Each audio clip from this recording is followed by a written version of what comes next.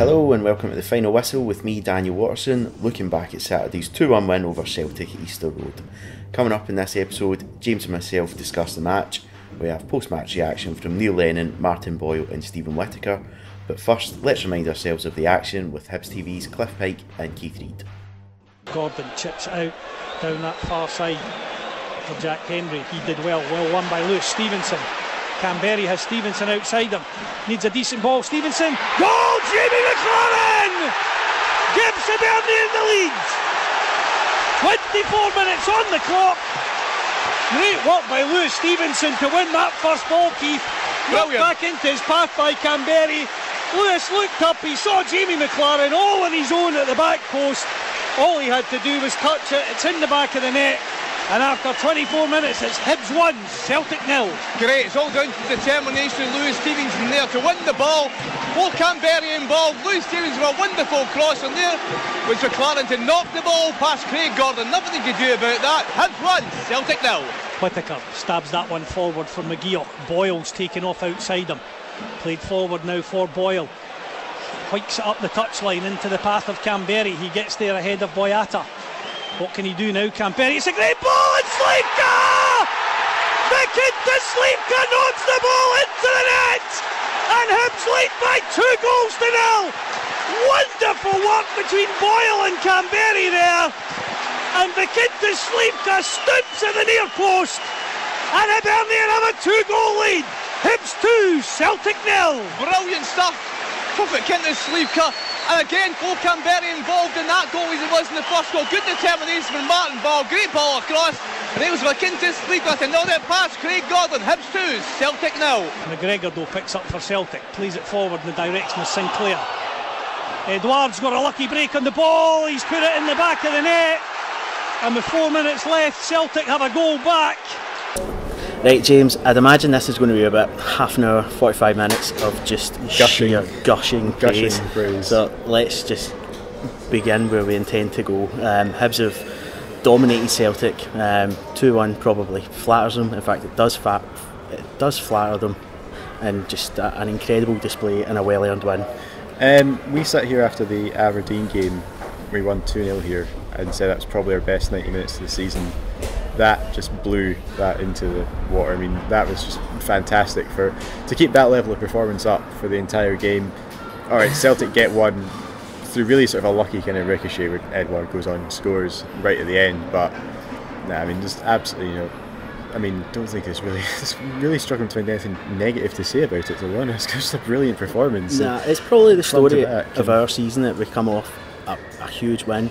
And the only negative's not even the word. The only kind of thing that you sound disappointed to say is it was only 2. Yeah, that's. I suppose that's it. And there were chances really to properly have a good go at Celtic here, and a couple of chances in the second half where could have gone 3, could have gone 4. But I mean, Neil Lennon will be absolutely delighted, I'm sure, when he goes into that changing room tonight after this game. And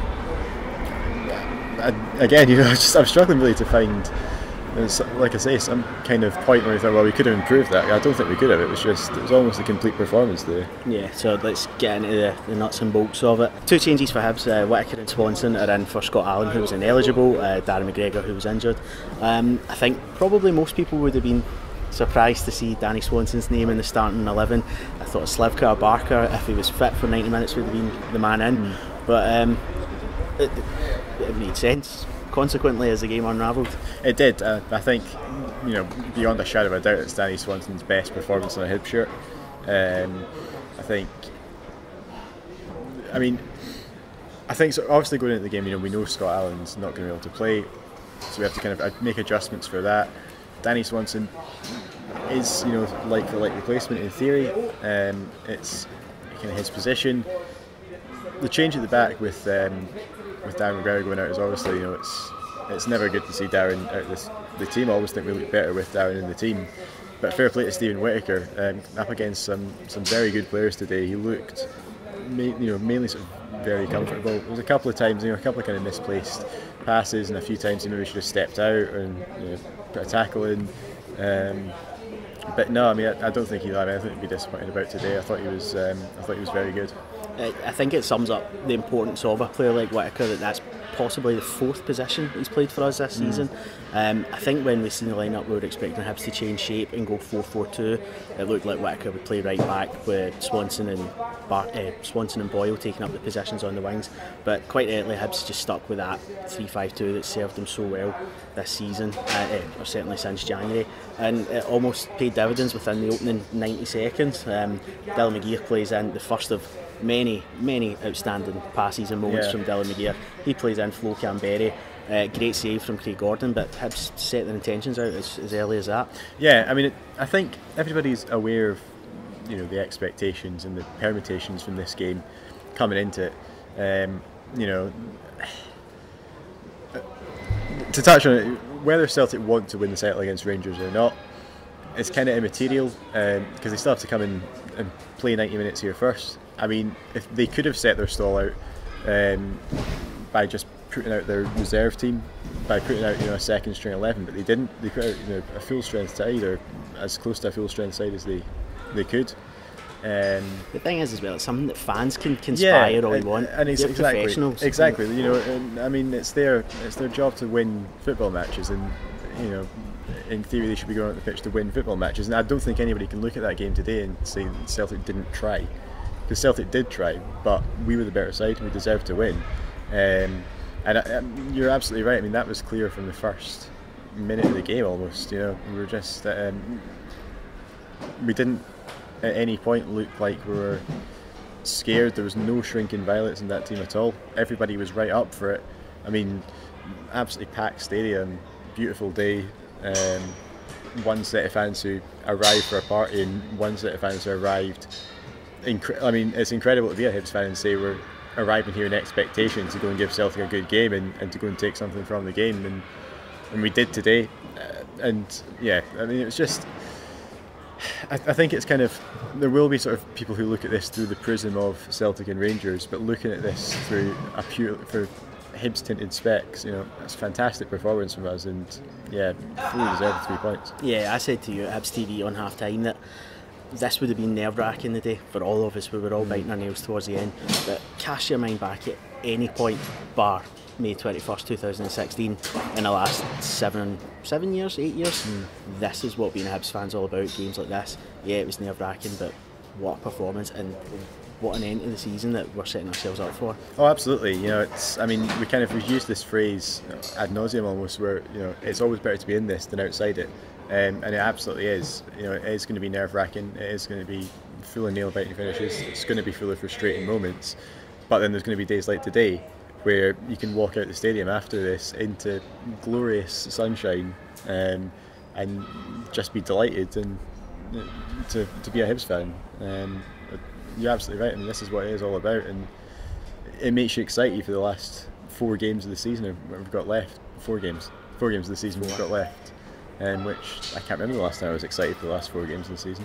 And excited for them to be over. We're a minute into this game and we're already going off on tangents gushing about this. But so from there, I think Flo then tries. He loves an acrobatic effort. He tries that. He does. It goes over the bar. He does. I respect that as well. As much as a 45-yard effort into an open goal with 30 seconds of the game left and you're 2-1 up. I mean, I kind of feel like Flo Canberry plays the game in the same way that I would play it. It's just try. I mean, who cares? Why not? The game's about glory. Why not? Might as well go for it. So he does his acrobatic effort, and I think not long after that, Celtic have one of kind of few attempts on goal. It's 13 shots at goal, but only 4 on target, so there's a lot of blocks and wayward efforts. But Ayer runs 60 yards, great run, and I think there's a couple of efforts, one from Griffiths, but I think first maybe from McGregor, 2 great stops from Marciano. It's really end-to-end stuff. It's a brilliant advert for Scottish football, but more importantly, it's Ophir Marciano showing us exactly what we know he's capable of yet again. Yeah, and look, I mean, Ophir, I think, will know himself that he had a bad couple of games towards the end of the regular season, against St Johnstone, against Hamilton. He makes that double save there where McGregor's going through on goal. He comes out and smothers the ball. Griffiths, I think on the rebound, it takes a deflection. He manages to clot out the bottom corner. The save he makes in the second half from Tom Rogic is phenomenal. it looked for all the world like he was going to absolutely bury that. And yeah, I mean, you know, there will be sort of some people who look at that and say, well, why can't he produce that all the time? But he did today, and I think that's what's important. Yeah, and I think that pretty much up until, I don't know, I can't think of many other out-and-out Celtic chances. They 2 shots, Rodgers' 1-on-1 in the goal, or Celtic's 4 shots on target. It's just, we'll keep touching on the Hibs engine as it goes on. But not long after that, the first goal comes around at the half-hour mark. Stevenson gets the ball in, Jamie McLaren yet again, and it's beautiful to be seeing this for maybe the 3rd time since January. That's exactly what he was brought in for. Poacher's goal, 6-yard box. Absolutely, and you know, the goal is made from Craig Gordon's relatively poor clearance and Lewis Stevenson sticking his head in when it hurts. Getting in front of Jack Hendry, I think it was. Flo Canberry does well to hold the ball up. It's a lovely ball back into Stevenson, and Stevenson's ball across the face of goal. It's one of those that, you know, it's begging to be tapped in. Jamie McLaren only needs a touch. It's a great finish, and yeah, another classic Jamie McLaren goal. Let's take this moment as well to really highlight Lewis Stevenson's crossing this season. Yeah. Now when a player, they all talk about the top players in the game and they add something to their game and they go, oh, they've obviously hung back in training and worked on it. Lewis Stevenson's crossing compared to last season, we know Lewis Stevenson's a fantastic defender, but what he's added to his game going forward this season's been nothing short of remarkable. He must have, or be very close to having the top amount of assists for us. Yeah, I think he's probably quite close. And I mean, Lewis Stevenson is, what, 31 years old at this point, 31. You know, it's not as if he's a young guy sort of breaking into the game. It's very rare to see a player get, you know, into the prime of their career and still be adding things. But I mean, his crossing has been fantastic. The ball in today was brilliant. It's right across the face of goal. It's in that perfect area between the goalkeeper and the defender, so neither of them can really stick a toe at it. And all it requires is Jamie McLaren to get anything on it and touch it over the line. It's a fantastic ball in, and you know, a very neat finish from McLaren, and yeah, I'm delighted with the way Lewis has been playing over the past 2 weeks. If someone's listening now, feel free to leave a comment just telling us if Stevenson has got the most amount of assists this season. Yeah, because it must be close. We proudly do absolutely no research. We leave that for the listeners. We leave that for the listeners. More reaction with James and myself shortly, but now let's hear the post-match thoughts of Neil Lennon speaking with Cliff. We had to make some enforced changes to the team there today, but what a performance you got out your boys. Yeah, they're magnificent. Perfect performance really against the top team in the country. And I thought we deserved it. I thought the intensity and the belief that they played with, you know, we wanted to press them high and just not let them dictate the game, which we let them do at Easter Road in December. And we executed it very, very well. And I didn't think we were hanging on at any time, Cliff. I didn't think they had, you know, wave after wave of attack. I thought we more than matched them. In fact, I thought we were the better team. Looking at it overall, I think Ophir Marciano had a couple of good saves low down at Tom Roggett's feet, but other than that, he hardly had a save to make. No, I think, you know, they've got a bit of luck really with both. The one where Edward scores, it's, you know, a ricochet off Effie, could have been anywhere. And then the Rodgick chance second half, it's a nick off Effie as well. Ophir's done fantastic twice, you know, the one in the first half as well. But we had good chances, you know, Canberra early on. I thought we could have had a couple of goals first half. Thoroughly deserved the goal on the balance of play in the first half. And then second half, I thought we were very much in control, you know, for long periods. And you don't say that very often against Celtic. It's important though against Celtic to get that second goal, and it was a good finish from Vic Slivka. Yeah, it's a great goal, great break. You know, we've got good legs in the team, and Vicky has got legs. You know, he's been obviously out for a while and a little bit rusty, so we felt he couldn't start. I thought Swanson had a great game for us coming in there, did really well, particularly first half. And Vicky's got that, you know, capacity to break beyond defences, and delighted. It was a great ball in, a great finish, so thoroughly deserved. You know, I can't speak highly enough of I'm really proud of them. And it sets us up brilliantly for the next 4 games, because it puts all the pressure on the other teams around us, because no one would have been expecting that. I was about to say that, yeah, we can sit back and enjoy what happens over the rest of the weekend. Other teams now will be looking over their shoulder and thinking, Hibs really are serious here. Well, currently it's given us a buffer. So Aberdeen are playing Kilmarnock, something's going to give there. You know, if Kilmarnock win, then the gap's still 4 points. If they don't, if it's a draw, Aberdeen are 1 ahead, 6 points clear. So it's psychologically very, very good. And then obviously Rangers have a big day tomorrow against Hearts, so we've done ourselves no harm at all with that performance and win. Such is the way the split works, Neil, that it's almost like every 3 points is almost worth 6. You know, that if that had gone the other way, you know, the real pressure on us with Kilmarnock possibly right on our tails. And yeah, well, I was thinking that before the game. You know, like the fixture came out, you're thinking, you know, we could be 6 points behind Aberdeen and Rangers. You know, at the end of the day, so it was important that we tried to get something out of the game. And we set the team out to be positive, and they adhered to that, you know, and they have covered themselves in glory. They can enjoy their Saturday night, but that's it. You know, they're back in on Monday and we go again. Now, the circumstances and the environment and the atmosphere will be different for each and every game. And sometimes you can raise your game that little bit more when you're playing against the top team. Sometimes it goes the other way and you get hammered. But they've subconsciously raised their game today brilliantly. Now, we need more of that, but it'll be difficult to match that intensity of performance because of the opposition. Although I did say to Martin Boyle, there does seem to be a real belief amongst the lads that they can go on and finish second here. And what did he say? He said that, yeah. Well, look, we're joint second now, so why not? You know, we've given ourselves a great platform. We already had going into the split, and this has just boosted it even more. So the target is still second place, you know, and you know, we just try and get consistent, not get carried away. Not believe the hype, because that's all it is, it's just hype. They've got to go out there on that grass and play, and they've done that today. And it must be encouraging from your point of view with players like Scott Allen, Marvin Bartley unavailable to you today, Big Darren out. The guys that have come in have stepped up to the plate, and you can give them, you've got real faith in them now. Yeah, I mean, sometimes it's horses for courses, and when you play against Celtic, you know, you need legs, good energy, quality, and we had all that in abundance today. And Whittaker and Swanson played very, very well. So it's all the sum of all parts, really. From goalkeeper to Canberra, the team was fantastic. Jimmy McLaren, special mention, he was ill last night. It was a major doubt, but come through it okay and got his goal. He's got one against Hearts, one against Rangers, now one against Celtic. He's starting to build up the collection. It's not bad, and he played well. You know, the goals are great, you know, but I look at his all-round game. At times it's not there, but today it was. So again, he can gain a lot of a big lift from that. A couple of walking wounded. We saw Dylan walking past there, looking like he'd been thumped by Mike Tyson. He's got a bit of a sore cheek. Danny Swanson had to come off.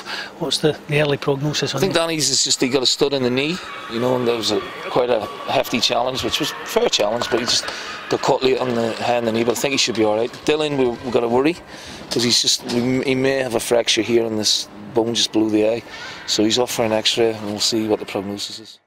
I mean, at that point, the Celtic fans, we barely hear a peep from them again, pretty much for the rest of the game. Hibs are just completely dominant, midfield especially. McGear, McGinn are just bossing Scott Brown, they're bossing Olivier Cham. There's a couple of McGear tackles that were 50-50s, and he was winning them and he was flattening Cham at the same time. And I don't care how many times we've done it, let's do it again. Those two are just outstanding footballers. They are, and there was so many times, you know, today after, maybe the next pass after a challenge where it went to Cham and Brown, and they were tripping over the ball because they just didn't know what to do. They were expecting McGinn and McGeoch to be right on them. They looked flustered. They didn't look up for it. McGinn and McGeoch did, and John McGinn's, I mean, I don't know how he was still going at the end of the 90 minutes, because he looked like he was about to keel over.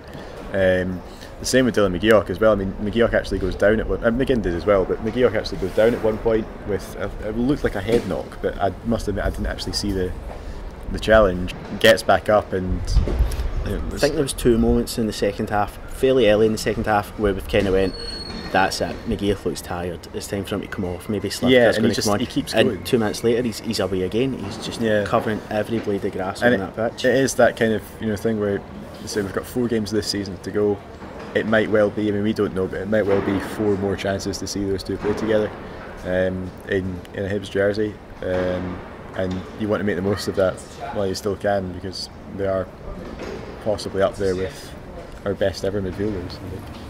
I think there was more chances. There was a corner, Boyata, who just had a shocker the day. There was a few poor performances, I'm sure, from a Celtic fan perspective, but Boyata just looked a hazard every time he was near the ball.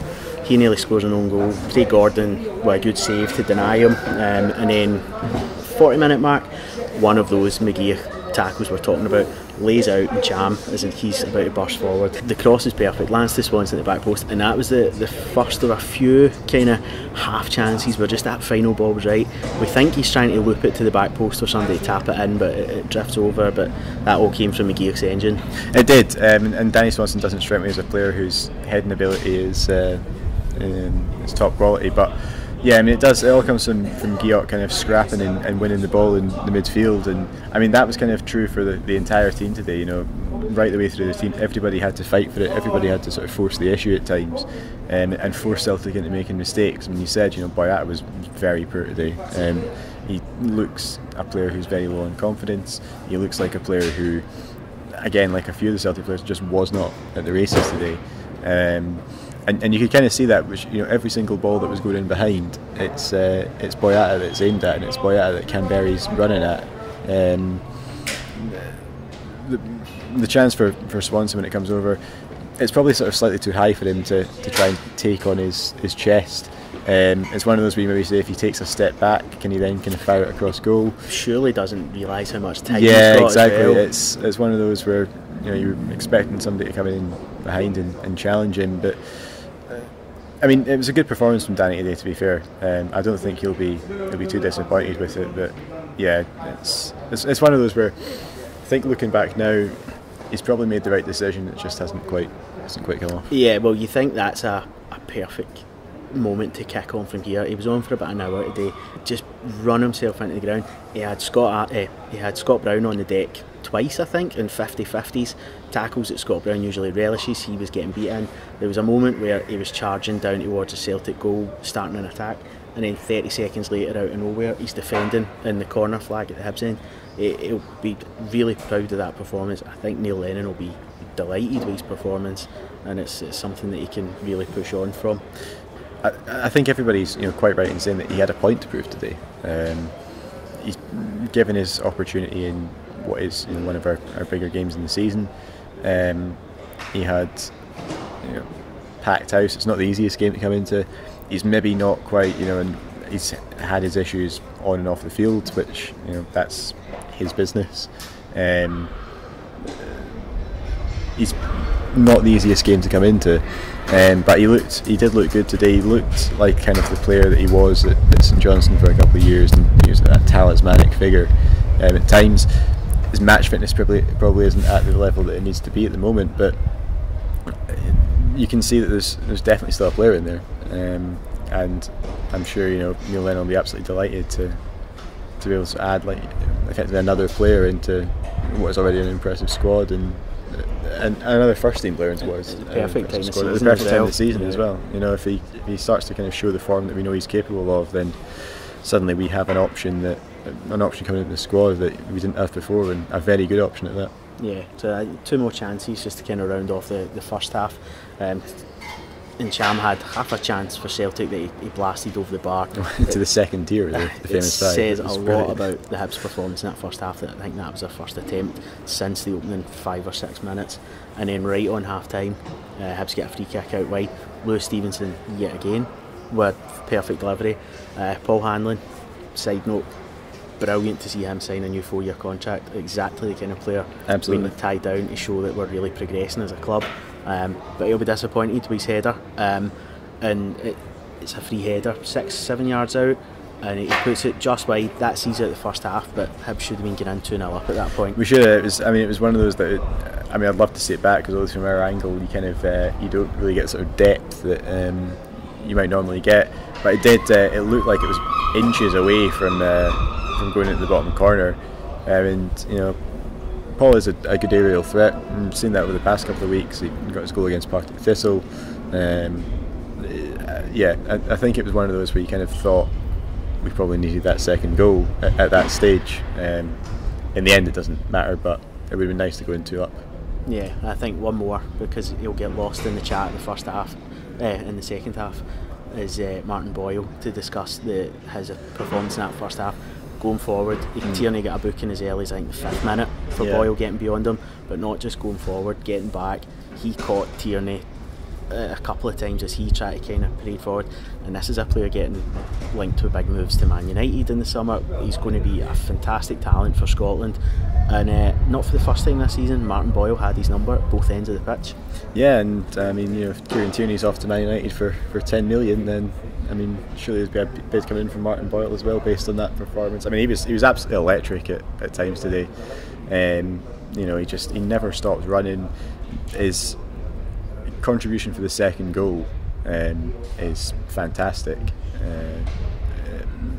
You ran out of things to say about Martin Boyle, because we have spoken about him a lot this season, and kind of form that he's shown a lot this season. I think the best thing to say is he's possibly our most improved player in the squad, given from the time that he signed, when he kind of showed in kind of spurts what he was capable of, to now, where if he's not started every week, we look weaker for it. Yeah. Transition's been absolutely phenomenal. I mean, that's credit to Martin Boyle himself for working hard. It's credit to Alan Stubbs and Neil Lennon for bringing him on. And again, he's possibly our most underrated player. Definitely, but I think about when we do this podcast, there's times when I'm editing it, and as I'm listening back to it, I kind of think, we forgot to mention Boyle today. We forgot to mention his contribution to this, and it's almost like we're starting to take it for granted. And I mean, that's the thing, is he's played in so many different positions for us. A bit last season where he was playing up front through the middle.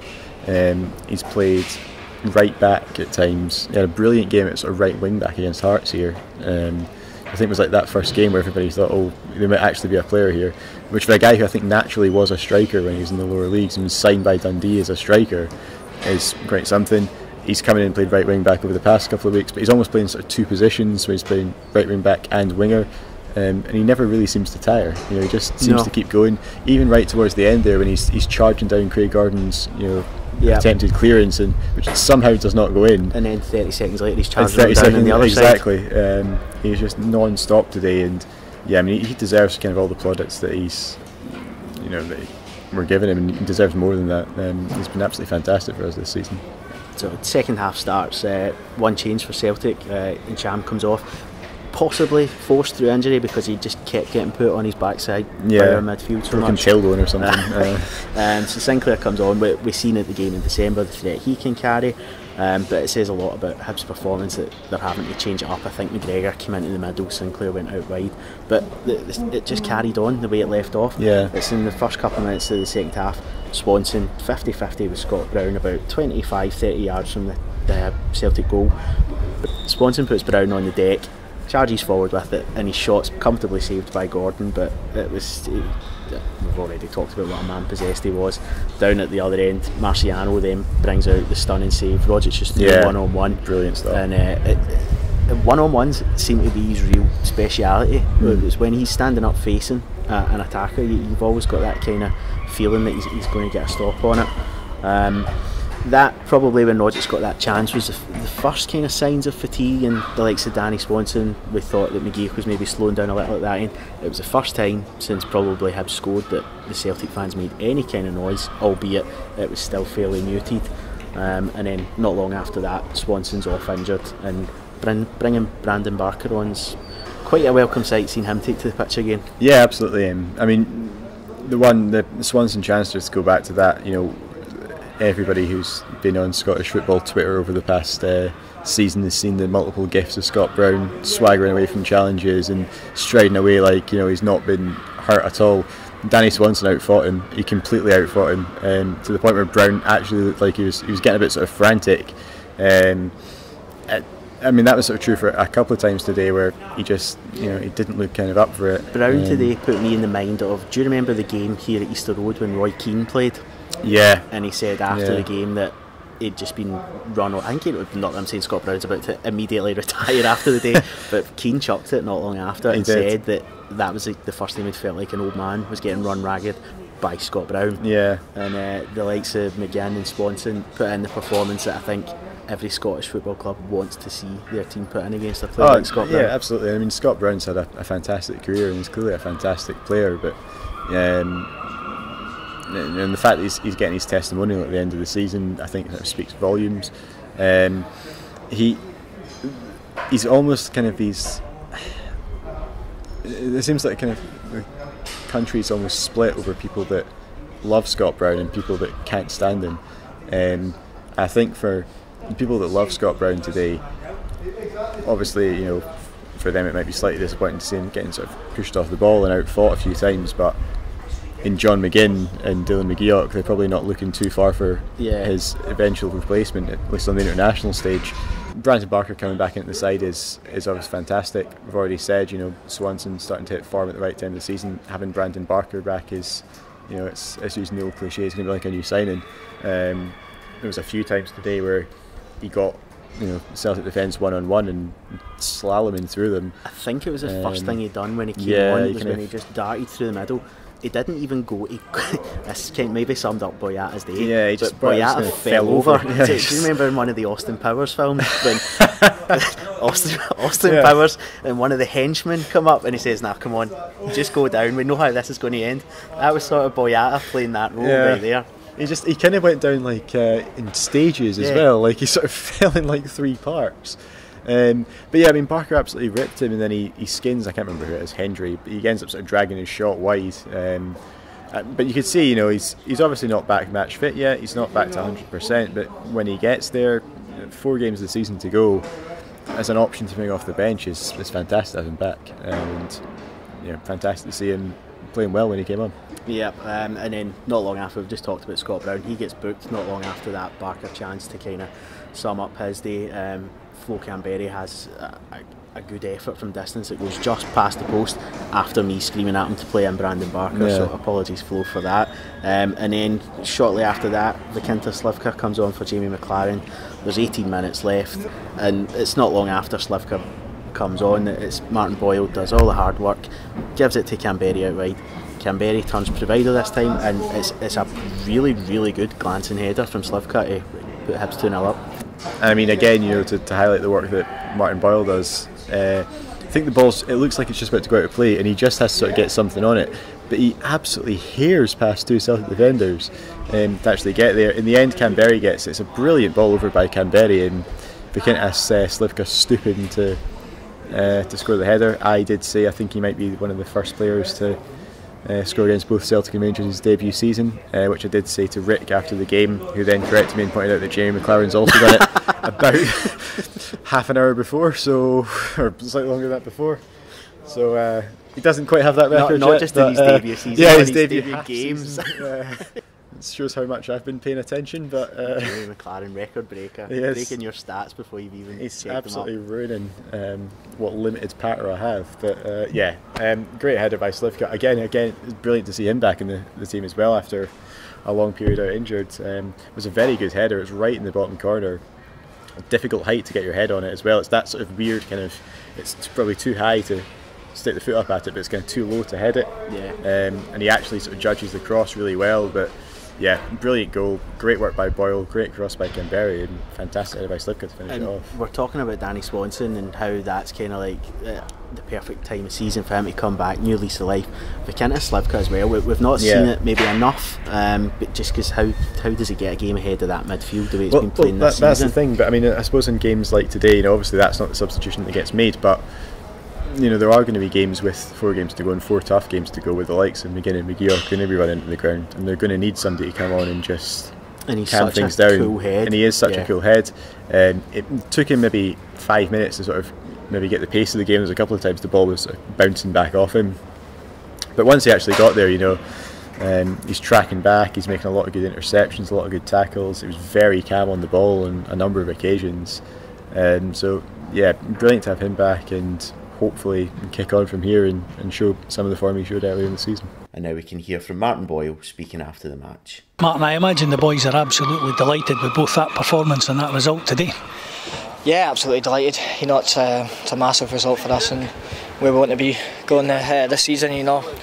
We can just watch other teams around us. It's, as I say, it's the fans were right behind us, and we gave a performance to show that we're capable of competing. It certainly sent out a big marker to the teams around about us, Aberdeen, Rangers, Kilmarnock, as you've said, that really puts a lot of pressure on those teams now, that result.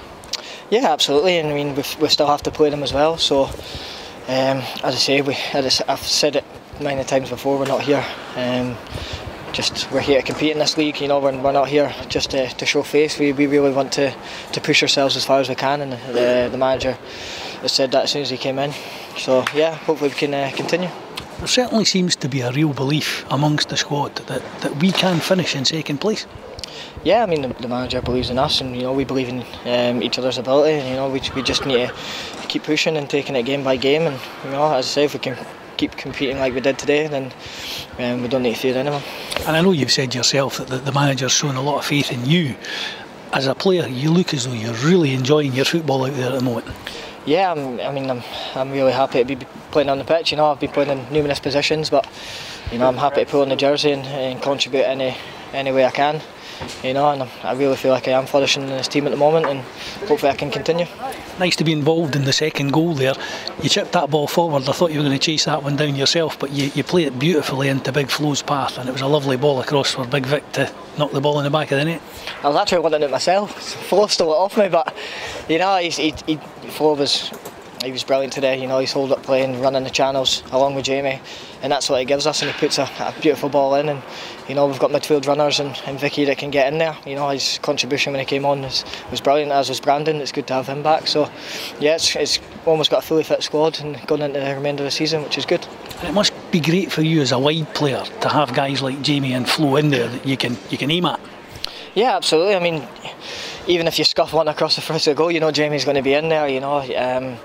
Sometimes a nothing ball, and they make the best out of it. But as you say, when you put balls in the box, 9 times out of 10, that they're going to be there and put them away. And they've been brilliant so far since they've came in. One of the big encouragements today, Martin, was the fact that despite that being Celtic, the number of goals that they score.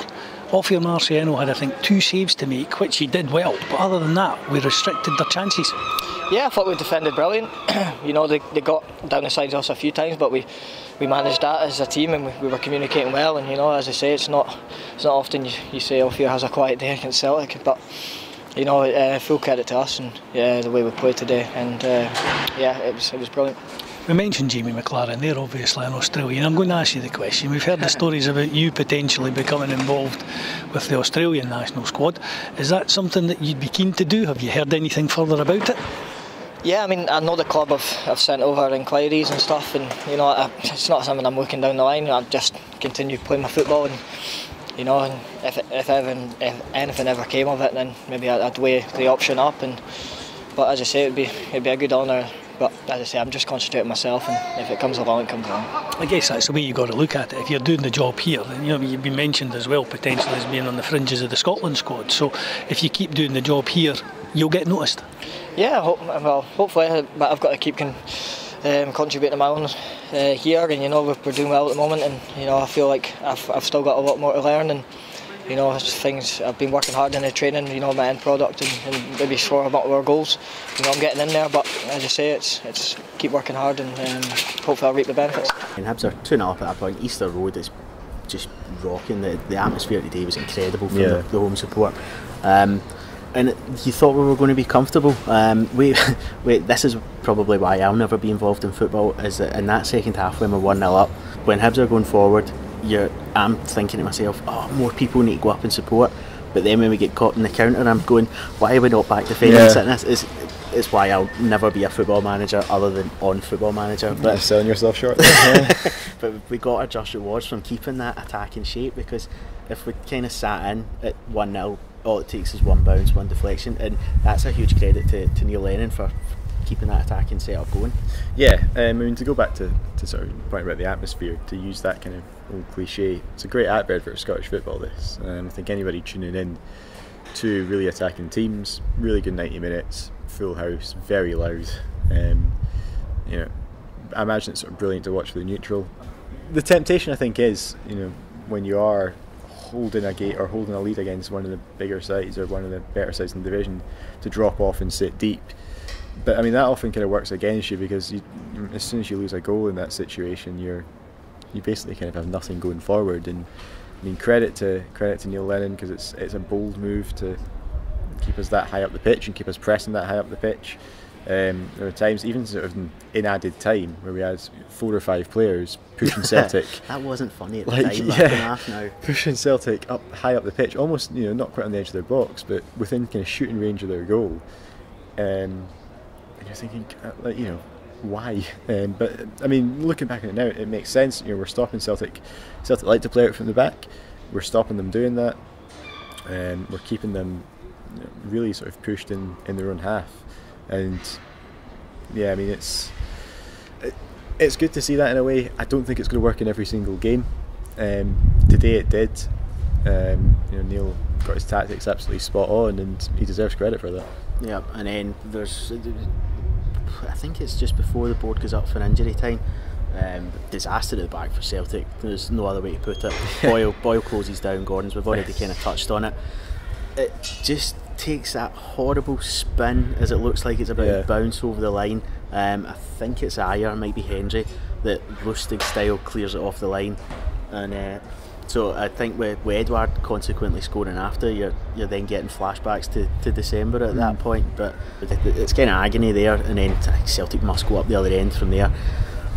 From Hibs committing those bodies forward, Edouard's probably gifted a bit too much space, and for once Marciano's beaten in a one-on-one composed finish, and I'm biting my fingernails. Yeah, I mean, to go back to that Boyle chance, and to borrow a phrase from the thick of it, it was an absolute omni-shambles. I think it's Boyata doesn't quite realise the ball's not going out. Boyle charges his ball back to Gordon down. Gordon's touch is horrendous. And it's that kind of agonising thing where it looked like it was just going to creep over the line. Fair play to Christoph Ayer, obviously recognised the danger and gets back and stops Boyle from kind of bundling it in. But we've talked about Boyle's energy. 2 minutes later, he's doing the same thing again. He charges in another clearance, which I think ends up going out for a goal kick.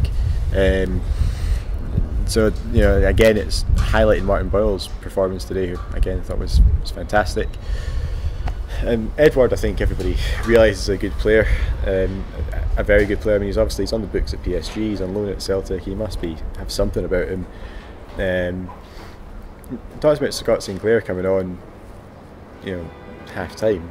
I can't really remember him doing anything. Nah, it's probably apart the story of his season. Yeah, apart from he gets a little bit of a 50-50 and obviously gets a touch or enough on the ball to send it through to Edouard, and that was his only real contribution in the game.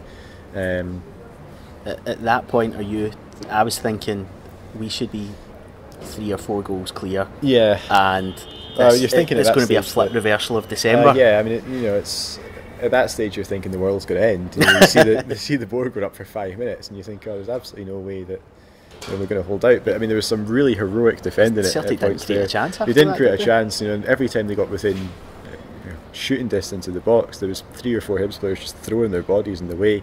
I think it's Whittaker makes a brilliant block from Paddy Roberts on the edge of the box. Whittaker makes I don't know if it's Whittaker, but the block from Roberts. But from the moment Roberts came on, I think Lewis Stevenson's one of the only ones that was left to sound out. Stevenson didn't give Roberts an inch, and the frustration that boiled over on Roberts when he kind of lost the ball, lost it again, and then Stevenson skips away from him, and as opposed to chasing Stevenson, he just complains to the linesman that it should have been fouled. And that's again this big money player from Man City that everyone's Celtic were really delighted that they got him back on loan, and Stevenson just bossed him. Yeah, and that was the sort of story of the game today. Is Hibs just wanted it more. Hibs wanted it more. Hibs fought more. Hibs fought harder.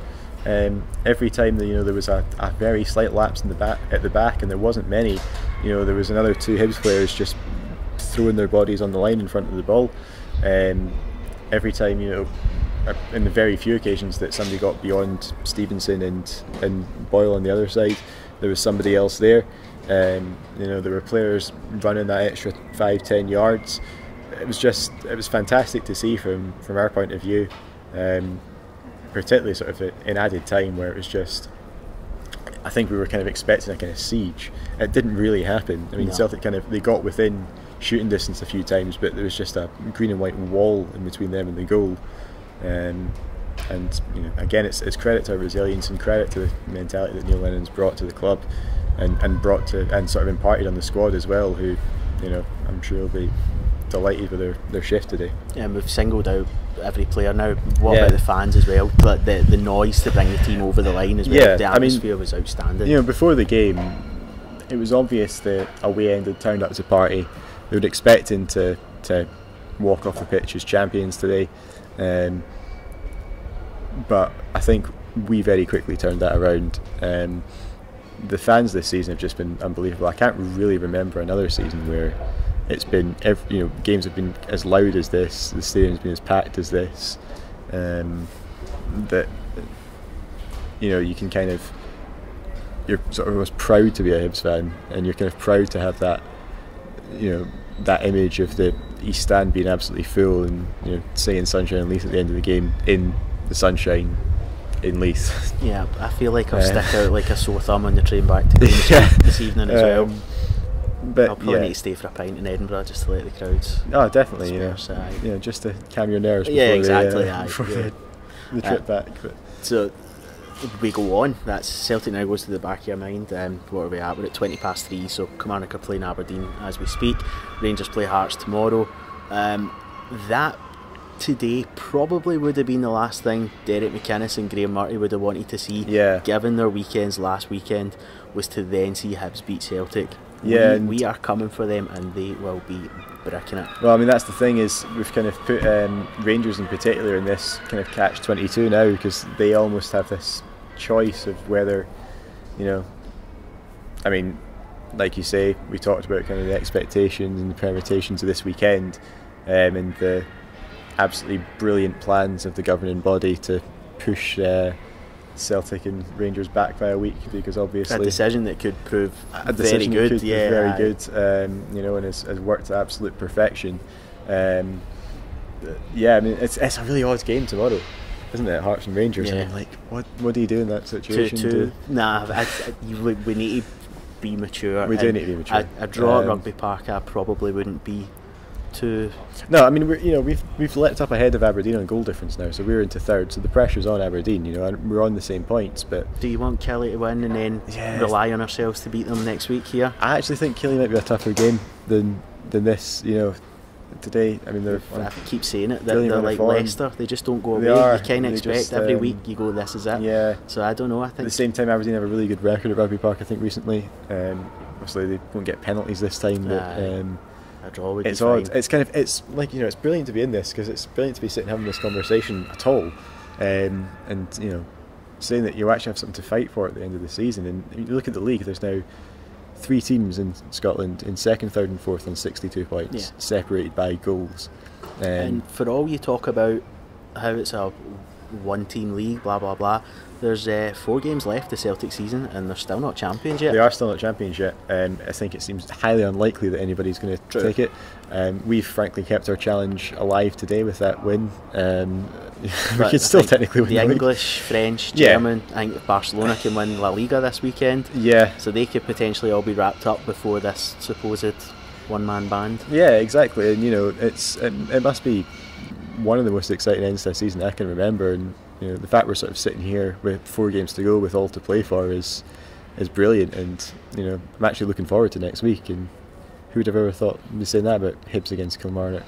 That's it, and Hibs against Kilmarnock, that's potentially going to be a sellout as well. Exactly. Yeah, and off the back of, I suppose to finish with a sort of good luck message to the youth team, off the back of a huge win today. They've just won the Development League. They go to Hampden on Thursday to try and make it a double. It's just, everything's very feel good around Easter Road at the moment. Yeah, it's making me feel a bit odd, to be honest with you. Like it feels so unnatural. I kind of feel like I'm going to wake up chewing my pillow at some point. Good to see that we were able to rest Ryan Pochis and Ollie Shaw and Fraser Murray for. We were. Just this small game today. We'll rest bodies. Brought in a few of the older lads to kind of pick up the slack. And no, I mean, these team our development squad have done absolutely brilliantly this season to win the league, and have a fantastic chance. I think, what was it, 2009, the class of 2009 did the double. Like that, and they were all extremely highly thought of, and the